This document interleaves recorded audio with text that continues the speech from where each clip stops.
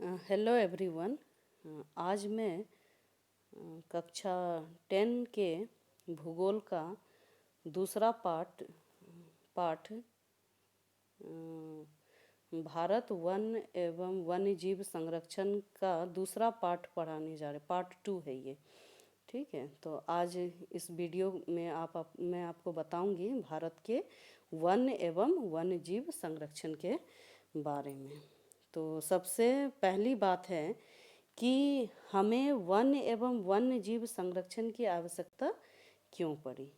तो इसका उत्तर है कि हम अपनी आवश्यकताओं की पूर्ति के लिए तेज गति से वनों का ह्रास कर रहे हैं, यानी हम वनों को काट रहे हैं, जीव जंतु की हत्या कर रहे हैं, जिससे क्या हो रहा है, हमारे पर्यावरण का संतुलन बिगड़ गया है। तो इसी संतुलन को, ठीक है, जिसे हम कह सकते हैं पारिस्थितिकी तंत्र, तो इसको बनाए रखने के लिए वन एवं वन्य जीव संरक्षण की काफ़ी आवश्यकता है। तो अब सवाल है कि हम इसे कैसे बचाएंगे, वन एवं वन्य जीव को कैसे बचाएंगे। तो इसके लिए सभी की भागीदारी और सभी की जिम्मेदारी बनती है, क्योंकि कोई एक आदमी तो ऐसा नहीं कर सकता है। ठीक है, हम सबको मिलकर आगे बढ़कर इसकी सुरक्षा करनी होगी। तो पर्यावरण संरक्षकों ने 1960 और 1970 के दशकों में, ये आप देखो लास्ट पैराग्राफ में ये लिखा हुआ है, के दौरान पर्यावरण संरक्षकों ने राष्ट्रीय वन्यजीव सुरक्षा कार्यक्रम की मांग की थी। ठीक है, तो जिसमें 1972 में भारतीय वन्यजीव अधिनियम लागू किया गया। आप अपनी स्क्रीन पे देखिए, मैंने इसको अंडरलाइन कर दिया है। तो इस अधिनियम में वे सभी संकटग्रस्त जीवों को बचाने के लिए उनके शिकार पर प्रतिबंध लगा दिया गया है। ठीक है, यानी आप संकटग्रस्त जीव का शिकार अब नहीं कर सकते, और अगर आपने ऐसा कुछ किया तो आपको इसकी सज़ा मिलेगी। इसका कानून बनाया गया है। इसके व्यापार पर भी रोक लगी है। ठीक है ना। तो सरकार ने राष्ट्रीय उद्यान और वन्य जीव पशु विहार, जिसे हम लोग सेंचुरी कहते हैं, तो इसकी भी स्थापना की है, जिसे संकटग्रस्त जाति में जैसे आता है। आप देखो यहाँ पे, तो जैसे संकटग्रस्त जाति में आपका जैसे बाघ है, एक सिंग वाला गेंडा, आपको गेंडा मिलता है, ये काजीरंगा नेशनल पार्क में मिलता है आपको। कश्मीरी हिरन आदि को संरक्षण प्रदान करना, ताकि ये लुप्त जाति में शामिल ना हो जाए। ठीक है, मैंने इसको अंडरलाइन किया है, आप देख सकते हैं अपनी स्क्रीन पे कि ऐसे जाति जो एक सींग वाला गेंडा, कश्मीरी हिरन, तो मगरमच्छ है, ठीक है, घड़ियाल है, एशियाई शेर है, काला हिरन, चिंकारा, तो ये सब जो हैं, ये सब ऐसे जीव जंतु जानवर हैं जो कि अगर हम इसको संरक्षित ना करें तो ये लुप्त हो सकते हैं। तो इसके लिए पशु विहार और वन्य जीव संरक्षण अधिनियम भी लागू किया गया है इन सब के लिए। ठीक है, अब आप देखिए, यहाँ देखिए आपके स्क्रीन पे आप देख रहे हो, यहाँ पर चित्र आप देखिए, ये काजीरंगा राष्ट्रीय उद्यान है। ठीक है, यहाँ आप देख रहे हो, यहाँ गेंडा है और हिरन है, दिख रहा है ना आपको।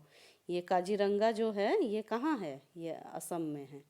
तो ये नेशनल राष्ट्रीय उद्यान है। ठीक है, तो ये क्यों इसकी स्थापना की गई है, ये सब क्योंकि वन्य जीव के संरक्षण के लिए। ठीक है, इसी प्रकार अगर हम देखें तो बाघ परियोजना, जिसको हम लोग प्रोजेक्ट टाइगर भी कहते हैं, ठीक है, इसकी शुरुआत 1973 में हुई। देखिए, अब मैंने स्क्रीन पे इसको अंडरलाइन किया हुआ है। यह परियोजना जो है, तो ये बाघों के लिए थी, जिसकी संख्या जो है घट रही थी। तो इसी को देखते हुए यह परियोजना 1973 में शुरू की गई है। 20वीं शताब्दी के आरंभ में बाघों की संख्या अनुमानित संख्या 55,000 से घटकर मात्र 1,827 रह गई। तो बाघों की संख्या बहुत घट गई थी। ठीक है, तो ऐसा क्यों हुआ? ऐसा इसलिए हुआ क्योंकि बाघों का शिकार उसके खाल के व्यापार के लिए किया जाता था, उसकी हड्डियों को औषधि के लिए या दवा बनाने के लिए प्रयोग किया जाता था, जिससे बाघों की जाति जो है वह विलुप्त होने लगी, विलुप्त होने के कगार पर पहुंच गई है। ठीक है, तो जब यह बाघ परियोजना शुरू हुआ 1973 में, तो यहाँ मैंने आपको अंडरलाइन करके भी बता दिया है कि क्यों, क्या क्या कारण थे। बाघों की खाल का व्यापार होता था, हड्डी को औषधि के लिए उपयोग में लाने के लिए उसको बेचा जाता था, तो ये सब कारण थे। ठीक है, तो इसके बाद 1985 में देखो यहाँ प्रोजेक्ट टाइगर विश्व का बेहतरीन वन्य जीव परियोजना, ये 1973 में लागू किया गया, और 1985 में बाघों की संख्या जो है, जब हमने ये प्रोजेक्ट लागू किया गया, बाघों को बचाया, तो फिर 1985 में जो 4,002 की संख्या थी, वह जो है 1989 तक में 4,334 हो गई। ठीक है, लेकिन फिर 1993 में कुछ इसकी संख्या घटी भी है, मगर इसका उद्देश्य क्या है? केवल बाघों को बचाना नहीं, लेकिन इसके साथ साथ जितनी भी जैव जाति है उसको भी बचा। ठीक है, मैंने अंडरलाइन किया है, आप यहाँ पे देखोगे कि उत्तरांचल में जो कॉर्बेट राष्ट्रीय उद्यान है, पश्चिम बंगाल में सुंदरवन राष्ट्रीय उद्यान है, ठीक है, मध्य प्रदेश में बांधवगढ़ है राष्ट्रीय उद्यान, राजस्थान में सरिस्का वन्यजीव पशु विहार, असम में मानस बाघ रिजर्व, और केरल में पेरियार बाघ रिजर्व। तो ये सब जो है, ये सब जो मैं आपको बता रही हूँ, ये सभी बाघ संरक्षण परियोजना का उदाहरण है। इसको मैंने अंडरलाइन किया है, और ये आपके एग्ज़ाम में काफ़ी उपयोगी है। एग्ज़ाम में आता है कभी कभी कि इसको आप मैप में भी दिखलाने को कहा जाता है, तो मैंने आपको मैप में भी यहाँ पर अंडरलाइन करके बताया है। थोड़ा आप इस पर ध्यान से देखोगे, देखिए मैंने अंडरलाइन किया है। यहाँ पर असम में आपको काजीरंगा दिख रहा है, देखा काजीरंगा, ये असम में है, जो स्टार दिख रहा है वहाँ है। और यहाँ नीचे देखिए, यहाँ सुंदरबन, ठीक है, पश्चिम बंगाल का सुंदरवन, यहाँ पर रेड जो स्टार लगा हुआ है वहाँ पर है। इधर आ जाइए, ये मध्य प्रदेश में, यहाँ आप देखो ये बांधवगढ़, ठीक है, मध्य प्रदेश का। और राजस्थान में आ जाइए तो यहाँ देखिए आपको सरिस्का दिख रहा, और भी बहुत सारे हैं। और केरल में नीचे चली जाइए तो यहाँ पर पेरियार दिखा, नीचे रेड में अंडरलाइन किया है मैंने। तो ये सब मैप में आता है, और भी आता है, लेकिन ये इम्पोर्टेंट है, ये आपको इतना कम से कम आपको याद रखना होगा। ठीक है, कि कौन सा जो है बाघ रिजर्व वो या सेंचुरी जो है पशु विहार, ये कहाँ है, तो आपको मैप में दिखाना होगा। तो ये इसके लिए आपको इसको ही करना होगा। ठीक है, अब नेक्स्ट देखिए, अब है कि समुदाय और वन संरक्षण। तो वन जो है ये हर समुदाय के लिए काफ़ी उपयोगी है, क्योंकि वन के बिना हम रह नहीं सकते, जीव जंतु के बिना रह नहीं सकते हैं। तो समुदाय और वन संरक्षण के बारे में मैं आपको बताने जा रही हूँ। तो यह आपके एग्ज़ाम के लिए काफ़ी उपयोगी, ये क्वेश्चन आता है एग्ज़ाम में, आता है कि भारत में विभिन्न समुदायों में ने किस प्रकार वन एवं वन्य जीव संरक्षण में अपना योगदान किया है। क्योंकि समुदाय के जो लोग होते हैं वह भी वन एवं वन्य जीव संरक्षण में अपना योगदान करते हैं। तो किस प्रकार वे अपना योगदान करते हैं, ये क्वेश्चन आता है।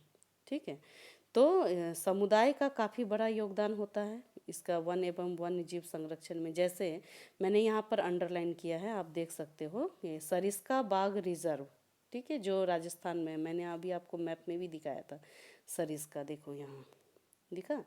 तो सरिस्का ये जो है बाघ रिजर्व जो है, जो राजस्थान के गांव के लोग वन्य जीव संरक्षण अधिनियम के तहत वहाँ से खनन कार्य को बंद करवा दिया है उन लोगों ने, क्योंकि सरिस्का बाघ रिजर्व जो है वो राजस्थान में है, आपको मैप में दिखाया मैंने। और वहाँ के लोगों ने वन जीव रक्षण के लिए इस खनन कार्य को बंद कराया है। राजस्थान के अलावा जो है अलवर ज़िले में भी शिकार पर रोक लगा दी गई है। देखो ये भी मैंने राजस्थान के अलवर ज़िला वो भी मैंने अंडरलाइन किया है। इसी प्रकार जो है बाहरी लोग जो भी वहाँ पर घुसपैठ करते हैं, बाहर से आ जाते हैं, तो वह आकर क्या करते हैं, वन्य जीव को बर्बाद कर देते हैं। तो इसलिए उनके घुसपैठ को भी रोका जाता है। ठीक है।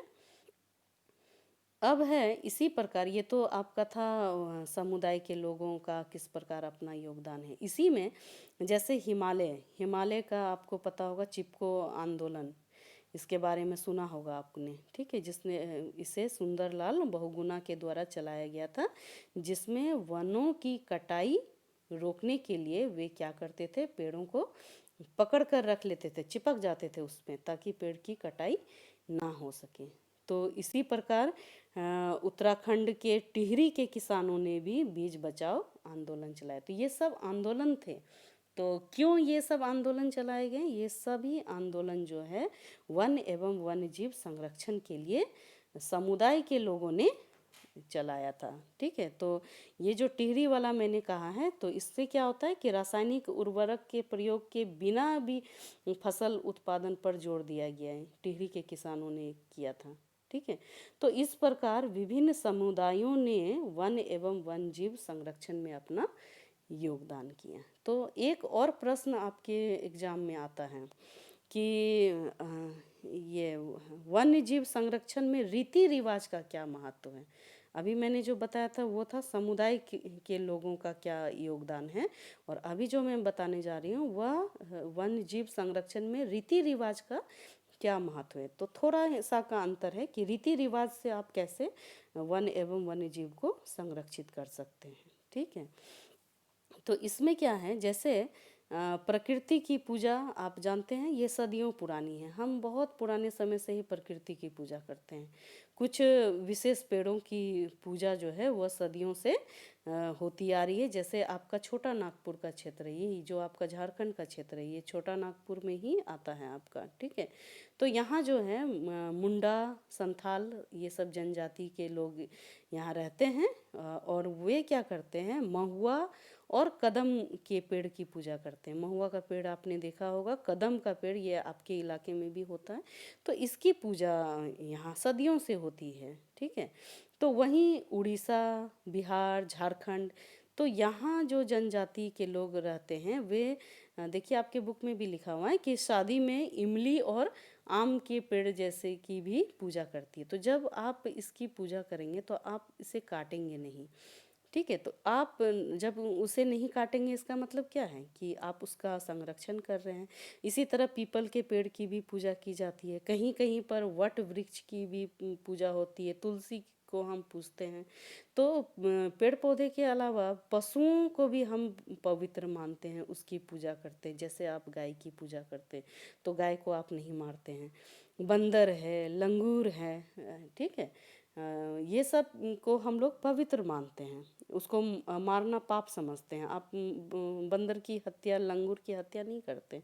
तो इसी तरह अगर आप राजस्थान जैसे जगह में चले जाएंगे तो राजस्थान में देखो मैंने अंडरलाइन किया है, राजस्थान में बिश्नोई जो है, ये यहाँ गांव के लोग जो हैं वे काले हिरन का शिकार नहीं करते। काला हिरन को अपना बच्चा जैसा मानते हैं वे लोग। ठीक है, वहाँ इसकी शिकार नहीं करते हैं।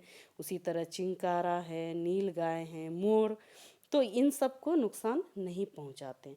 तो नुकसान नहीं पहुंचाते हैं इसका मतलब क्या है कि वे वन एवं वन्य जीव का संरक्षण करते हैं। तो ये था आज आपका पार्ट 2 का लास्ट वीडियो। ये आपका चैप्टर ख़त्म हो चुका है। इसका प्रश्न उत्तर मैं जल्द से जल्द आपको बनाकर व्हाट्सएप के माध्यम से दूंगी। Thank you.